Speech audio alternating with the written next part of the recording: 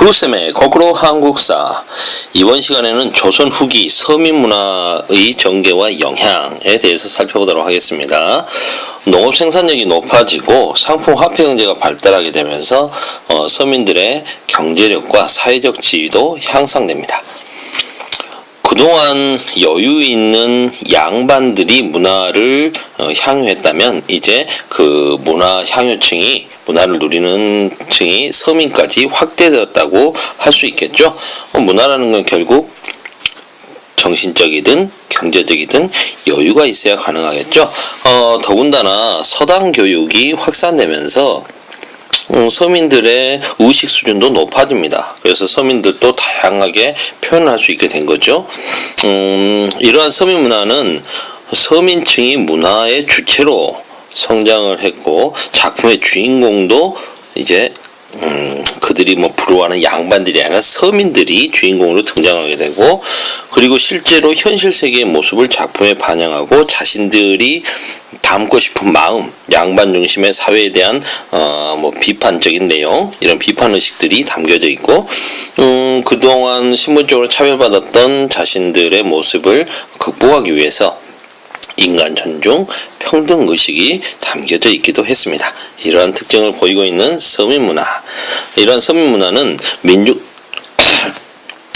민중들이 자신의 현실과 사회 부조리를 인식하고 문화활동을 공유하면서 민중의식 성장도 함께 이 서민문화 발전과 함께 이루어지게 됩니다. 이제 하나하나 좀 살펴볼 텐데요. 먼저 한글 소설과 사설시죠. 문해 분야에서는 어떤 서민문화가 발달했는지 봅시다. 현실 사회의 모순과 양반의 부조리를 비판하고 서민들의 감정, 남녀 간의 애정을 솔직하게 표현하고 양반과 상민의 차별이 아니라 평등의식을 고취하고, 그 다음에 지금 이 봉건사회의 온갖 사회적 모순, 비리 이런 부분들을 풍자하여 서민층의 의식을 높이는 이런 한글 소설들이 만들어집니다. 대표적인 작품으로는 허균의 홍길동전. 아버지를 아버지라 하지 못하고 형을 형이라 하지 못한다. 서울차별. 그리고 이 탐관오리들을 혼내주는 홍길동의 모습에서 탐관오리의 폐해 이런 부분들을 지적했다고 볼 수 있겠고요. 춘향전. 춘향이와 이몽룡, 기생의 딸인 춘향과 양반집 사또 아들내미인 이몽룡의 사랑, 신분 간의 차별을 극복한 남녀 간의 사랑을 표현했고요. 심청전, 심청전은 우리나라의 전통적인 이야기보다는 중국 걸 좀 따왔다고 하죠. 따왔다고 하는데 이건 효를 많이 강조하고 있는 거고, 별주부전, 아시죠? 남의 목숨을 빼앗아 자기 목숨을 구하려고 했던 영왕을 놀려주는 토끼의 이야기. 그 다음에 장화 홍련전. 가족관계가 좀 문제가 있는 부분들을, 불합리한 가족관계를 좀 표현해주고 있죠. 그 다음 사설시족. 일정한 형식에 구애받지 않는 게 사설시대의 특징 아닙니까? 한없이 길어지기도 하죠. 이건 이제 형식에 따라서 딱딱딱 지어지던 양반들의 그런 시조가 아니라, 전통 시조가 아니라 서민들의 감정을 사실적으로 묘사하고 그 안에 사회적인 불만도 그대로 드러내고 하고 싶은 이야기를 그대로 시적으로 표현하는 사설시죠. 그 다음 이제 판소리와 탈춤. 판소리는 구체적인 이야기를 스토리텔링을 하는데 그 창과 사설을 섞어가지고 이렇게 하는 거 아닙니까? 감정 표현이 직접적이고 솔직하죠. 사랑가 한번 들어보시면 그런 부분에서 이렇게 춘향이와 이도령의 좀 애정이 노골적으로 표현되기도 하지 않습니까? 광대가 즉흥적으로 이야기를 더하거나 빼기도 합니다. 그래서 원래 이야기를 이제 전하는 사람이 이제 그 분위기에 따라서 넣거나 빼면서 좀 바뀌기도 한다는 이야기고요.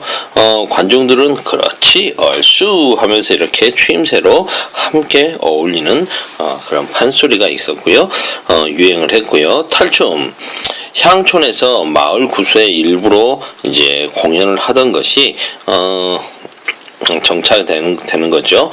주로는 이렇게 산대놀이 형식으로.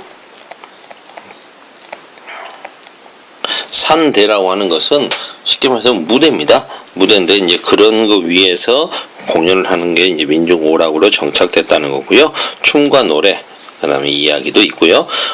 장시나 포구 등 사람들이 많이 모이는 곳에서 주로 공연을 합니다. 뭐 그래야 사람들이 모여야 관객이 있어야 돈을 벌 수가 있겠죠. 도시의 상인이나 중간층들의 지원을 받기도 합니다. 상품 화폐 경제가 활성화되면서 서민의 사회의식 성장에 기여했던 게 반소리와 탈춤. 왜냐하면 이제 뭐 상품 화폐 경제가 발달하는 곳이 시장이고, 시장 장시고, 장시에 모여서 이런 탈춤 같은 게 공연이 되면 사람들이 그걸 보면서도 또 이렇게 의식을 성장해 가는 거지 않겠습니까? 예술에서의 새로운 경향. 한문을 알았을 수 있겠죠. 양반층이나 중인들이 주로 썼을 텐데요. 양반들은 양반전, 허생전, 박지원이 이거 썼지 않습니까? 양반전이나 허생전처럼 위선적인 양반 생활을 풍자하기도 하고요. 그 다음 정약용 같은 분은 한시로 삼정의 문란을 폭로하기도 했죠. 박지원, 열아에게를 썼던 그 박지원 북학파. 그 다음 정약용의 한시 애절양 같은 경우에는 정말 보고 있으면 너무 슬픕니다. 읽고 있으면 너무 슬픈 거죠. 오죽했으면 군정에 시달리던 백성들이 차마 하지 못할 짓을 그렇게 할 수밖에 없었나, 이런 생각도 들고요. 상상하기조차 끔찍합니다. 중인들은 시 조직을 만들어 가지고 중인 시인들의 시를 모아 시집을 발간하기도 하고요. 이런 활동들을 했다는 겁니다. 양반만이 주도하고 있었던 문화가 아니라 이제 중인들도 이렇게 한문학에서 시사를 조직하고 시집을 발간하는 등 적극적인 역할을 하고 있다. 그림은 조선 후기에 엄청난 변화가 있죠. 여러분들이 잘 아시다시피 진경산수와 진짜 경치, 우리나라의 진짜 경치를 그리지 않습니까? 정선의 금강전도. 금강산 다시 가보고 싶네요. 실제 선생님도 금강산을 한번 가본 적이 있는데 금강산에서 금강전도와 실제 비교해 놓은 사진을 보면 사진을 옮겨놓은 것 같아요. 그래서 완전히 그 모습 그대로 진짜 경치를 그렸다. 진경산수. 그 다음에 인왕산의 모습을 그려놓은 인왕죄색도. 중국 산수화를 모방하는 게 아니라 진짜 모습 그대로, 여기 있는 건물들 하나하나까지 실제로 있었던 모습을 그대로 표현하고 있습니다. 여기 이 그림이 아마 여기가 그 흥선대원군의 별장이라고 하죠. 그 다음 백성들의 생활 모습을 생동감 있게 표현한 풍속화. 풍속화 화가 중에서 유명한 사람은 단원 김홍도, 해원 신윤복, 이런 분들이 유명하죠. 선생님이 개인적으로 좋아하는 사람은 김득신이라고 하는 풍속화가, 그 사람의 모습이 선생님한테 좀 약간 익살스럽다고 해야 될까요? 재밌더라고요. 그 다음 백성들이 자신들의 모습을 그린 그림, 민화, 백성들의 그림이죠. 무명 화가들이 그려서 해, 달, 나무, 동물, 물고기와 같은 다양한 소재를 표현합니다. 오래 살고 싶은 민중들의 소원을 담고 있기도 하고요. 그 다음에 생활 공간을 장식하는 그림. 본인이 그리기도 하지만 본인이 이제 그림을 살 수 있는 여유가 생겨서 무명 화가들에게 맡기기도 합니다. 그 다음 강세왕의 그림, 서양화 기법이 반영된 강세왕의 그림이라고 하는데, 바로 이거죠. 보시면 가까운 곳은 크게 그리고 먼 곳은 작게 그렸습니다. 원근법이 적용되고 있는 거죠. 서양 화법, 원근법이 적용되고 있다. 자세히 보시면 여기 좀 말을 타고 당나귀일까요? 타고 가는 양반하고 뒤따르는 소년이 보입니다. 그 다음 이렇게 조선의 3대 화가로, 천재 화가로 일컬어지는 5원 장승업. 이게 아마 요 3원이라고 하죠. 단원 김홍도, 해원 신윤복, 5원 장승업. 강렬한 필체와 채색을 사용했다. 조선 말의 화가죠. 흥선대원군이 아꼈다는 화가. 장승업의 그림이 뒤에 있습니다. 예, 이게 바로 장승업의 그림이고요. 그림 몇 개 좀 감상해 봅시다. 단원 김홍도의 그림. 이건 뭐 교과서에 나와 있나요? 신행 가는 거. 예, 결혼하고 나서 이제 가는 모습을 좀 그린 게 있고, 그 다음에 해원 신윤복의 그림. 물놀이하고 있는 거네요. 해원 신윤복 같은 경우는 주로 도시의 양반들의 삶을 좀 화려한 삶을 많이 표현을 했고요. 요 양반은 김득신. 보면 머리가 짧고 하는 거 보니까 스님들이죠. 승려 셋이 중에 2명이 노상에다가 그림을 선을 그어놓고 장기를 두고 있는 모습이고요. 옆에서 다른 스님 한 명이 훈수를 두고 있는 장변입니다. 백성들이 그리는 민화, 까치나 호랑이처럼 주로 이런 모습들을 좀 많이 그리죠. 백성들의 마음이 좀 담겨 있는 거. 그 다음 건축 양식에서는 또 어떤 변화가 있느냐. 건물을 짓는 데는 돈이 많이 들어갑니다. 양반, 분홍층, 상공업계층의 지원이 있어야만 큰 절들이 만들어지죠.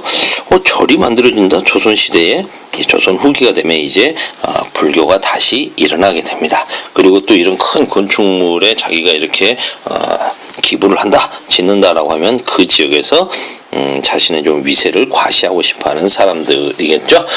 정치적 필요에 따라서 대규모의 건축물이 건립되기도 한다라고 했는데, 이런 부분은 이제 정조의 수원 화성 같은 걸 이야기할 겁니다.